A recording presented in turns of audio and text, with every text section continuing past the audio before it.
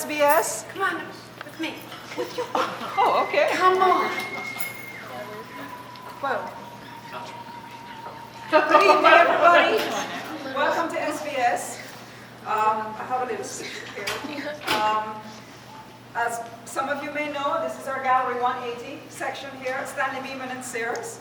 And we're having our current exhibit, which is Grown Up Land by artist Lisa Rich.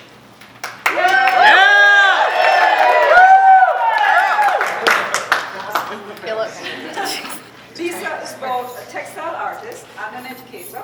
Her work is widely exhibited here, stateside and abroad. She's recently coming from Canada. That was a bicentennial, Biennial, yep. a biennial, Biennial, yep. international biennial, which she has exhibited in more than once. And she also has exhibited in Europe. That's correct, yes.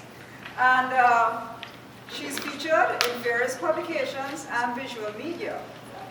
Lisa writes on her website, and I quote, "I use old materials and fiber art techniques in new ways and transform new materials and techniques in ways they were not originally intended for."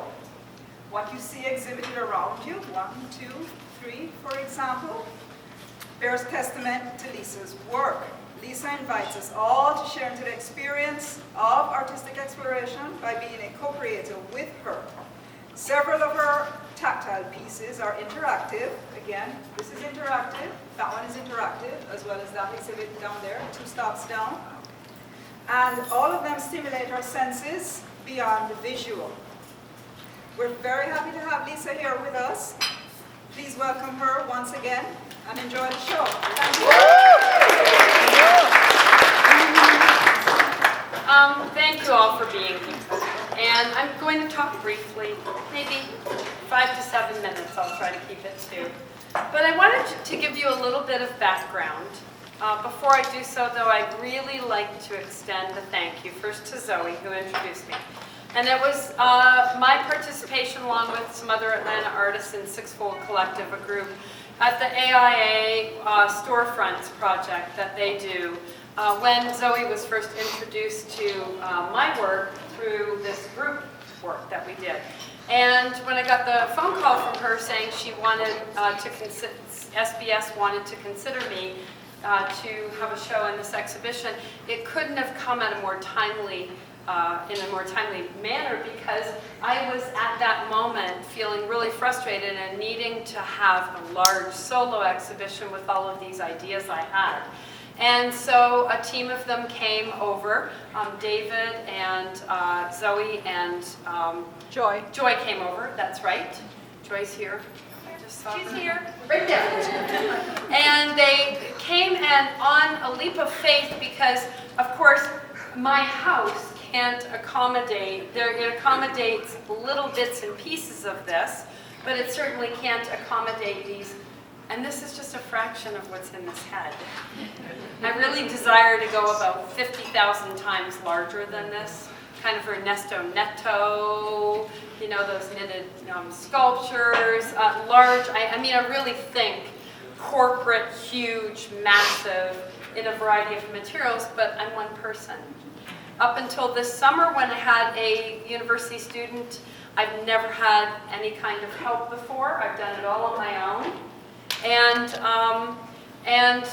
I lost track because I saw my friend Anne. Hi, Anne. Anyway, I want to give you a little bit of background. So once Stanley Beeman and Sears came over and they gave this idea to me that I could use this space, and I came and saw the space and went, wow, this is really a beautiful space. So I want to tell you where this all comes from, because I didn't know it myself until I went to graduate school. I went to, I'm Canadian by birth. I'm now a dual citizen. Yes, I got to a second time I've gotten to vote. So, yes, and I bet you can guess who I voted for. Anyway,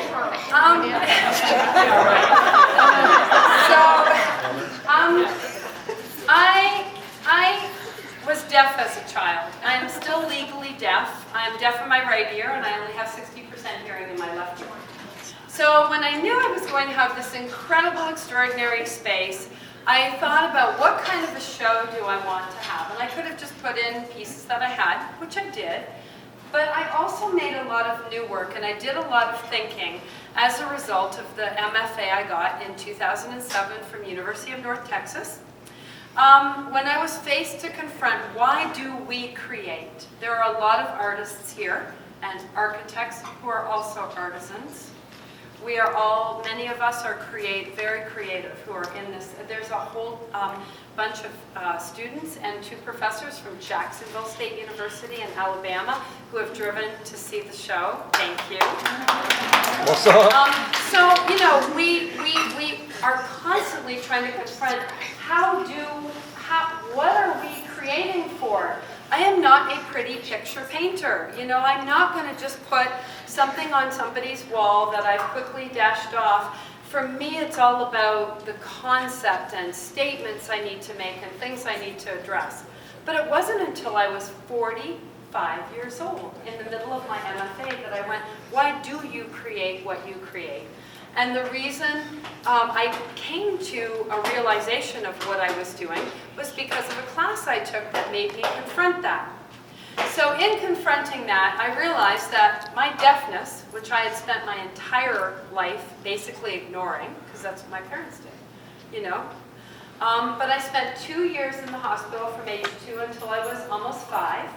And during that time, the things that I can remember are finger painting in the hospital art room, capturing scuttling clouds, blue skies, stormy Canadian skies, and also my mother, even though she was a working woman, she started the first personnel placement agency in Canada, she took the time at night after her long work day was done to make me Barbie and Ken clothes. Little things that she made out of satins and laces for Barbie, and little teeny tiny sweaters that she would knit for Ken. And those tactile things, those satins, those laces, those nubbly things, I didn't realize how much they lived with me. Then when I got out of the hospital, we had a big celebration, Disneyland, 1965. I was 5 years old. I will never forget being sat down on the ride in the It's a Small World. And going through that, just a person who was newly hearing, and listening to that tinny music, which you can play on my sound table here, listening to that tinny music. It's a world of laughter, a world of tears. How apropos today, right? How apropos that song still is today, especially now. And the colors, and the ride, and the experience. And I think it was that moment that Lisa the Artist was born. And, you know, to kind of fast forward, tonight here is the person who's known me the longest is sitting right there. Mary Lynn and I went to Interlochen Arts Academy in 1975, and we graduated in 1978. And so she's got all kinds of diss on me. Do not talk to her, please. Do not ask her any questions, because she's got the real deal diss. Anyway, I went there on piano scholarship, and dance was my minor, and it was mononucleosis that led me to start creating art. So it's always been these illnesses and these experiences around, you know, medical challenges and all of these things. So back to why I created this show. Somebody I spoke with recently said that if they were to do a show for SBS, they would think about architecture, and they would think about creating houses, and they would think about doing things that were marketable and that SBS would buy and place in corporation. I'm really terrible at marketing. I just don't think that. I'm not wired. My husband's giggling over there. I'm totally not wired that way. It's like, it's me, and it's all about me. and it's like, oh, you want to buy my piece? Thank you, you know. And so I didn't even think about that. I thought about experience. But then in thinking, I thought, that's no different. Because architecture and buildings want you to have an experience when you go into them. to be enveloped in a certain way, to be comfortable in certain ways, or to address needs of the public, whatever. And I realized that what I really wanted to do was not so very different from doing that piece of art for an architecture purpose. And that was to bring people into my world and into my environment, and to make them feel comfortable, to make them feel loved, to make them feel hugged, to get them to touch my work. It makes me crazy. I literally have to put my hands in pockets or behind, or hold my purse or whatever when I am in art galleries, because I have an inclination to touch the work. I wanted to create sound.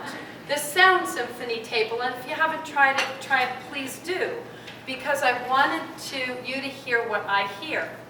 I can't triangulate sound. So my sounds are all a bunch of jumbled up sounds, which make me seem like an airhead sometimes. Make me have to sort of scan a room, move my head differently, appear to have understood you when maybe I didn't at all understand you. So I've completely and totally adjusted in my life to not being able to do so. I was going to hire somebody to help me with these sounds, but they wanted me to download music. And I said, no, I don't want music. I don't want to create a pretty, nice symphony where the music I want these people, you to use your cell phones, you individuals who are on we're all on our cell phones now, right? I wanted you to be together at a table, creating this symphony that might not be a symphony, it might be a cacophony sometimes. It might be discordant. It might be bad. It might really irritate you. And to just experience that feeling of an invisible disability. Of course, most people coming to try that out won't even know that. You're kind of privy to this knowledge because I've been asked to do a small artist talk. But for a little while, you're standing there and you're communicating with other people using your cell phone, which is very insular. And it might be great, it might be not so great, and it emulates the human experience. And just lastly, I broke this show up into 4 lands, evocative of Disneyland. So you've got Innocent Land, which is my childhood, which is the innocence of coming into creating with just that innocence and that purity. And coming through Innocent Land, and this is from somebody at the goat farm, who will remain nameless, who when she came to I met her for the first time 5 months ago, and when she came to my studio and she looked around, she went, holy shit, this is like hyper-reality. So I named it in her honor, Hyper-Reality Land. And then you go to Interactive Land, which is self-explanatory, and then Listen Up Land, which is brilliantly Joy thought of putting Innocent Land and Listen Up Land on the pillars. I love that. And then, the show extends down the hallway. So that gives you a very little tiny bit of information about why I did this show. I drove the people at SBS crazy. I think that, most artists come here and they put up their work and they're gone in like 5 hours, and I was here for 4 days with an installer and making all kinds of demands, and yes, I am a little bit of a diva, but it only comes from a passion and an energy and a drive to share what's in my head and what I want to create with all of you, and to touch you and to hug you and to suck you in, to forget reality and to suspend the problems and the challenges. They say that people viewing art, a successful piece of art, is if you hold your viewer for longer than 3 seconds. I want my cake and I want to eat it too. I want you to have to be in front of one of my artworks for 10 minutes, 2 minutes, whatever time, but I don't want you to walk by and go, oh, that's nice, you know, and just keep going. So I want to say a thank you to one more person and to friends. My husband is right there in the suit jacket. We've been married 31 years almost, and the guy is brilliant. And okay, I can't claim 100%, darn, 3D printing capabilities. My husband is, what do I call him, you guys? Cheese. The big cheese. I call him the big cheese on Facebook. He's brilliant, and he helps me, these ideas I have for 3D printing, which the gramophones were, I was going to ask. they were based on It's a Small World, the flowers. So you made the graphic. We made them. I designed them. We kept revising the design. We broke our 3D printer, which is still broken because of these guys. We had to order new parts, cha-ching, cha-ching, cha-ching, cha-ching, because of these guys.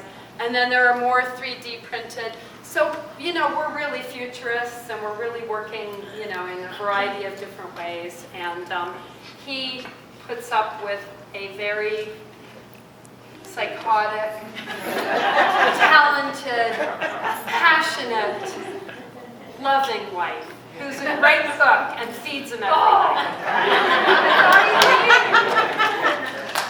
And thank you to my friends, you know, and everybody who came tonight. And Polly left, she helped me set up the show. I don't know if Terry's here yet. Terry helped me install. So anybody have any questions? I know the Jacksonville State University people, just like, somebody said they might ask me some questions. If not, don't worry about it. And just keep having fun. You got a question? No, I was like, thumbs up on having fun. Thumbs up.